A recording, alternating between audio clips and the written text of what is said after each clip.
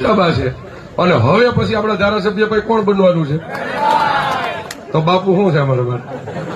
તો હવે આપણે જયરાજભાઈને વિનંતી કરી કે આપણને બે માર્ગદર્શન. આજનો દિવસ તો સમગ્ર હિન્દુસ્તાન માટે નહીં, ભારત દેશ માટે નહીં, પણ ભારતીયો જ્યાં જ્યાં વસે છે ત્યાં આજનો કંઈક માહોલ અલગ જ છે. આજનું પાનું ઇતિહાસમાં, આજની તારીખનું, આજના દિવસનું ઇતિહાસની અંદર જે આપણો લેખ લખાણો છે, આ ભૂતોનું ભવિષ્ય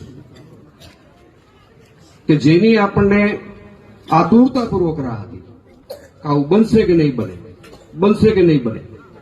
એમાં આપણી કેટલી બધી પેઢી જતી રહી.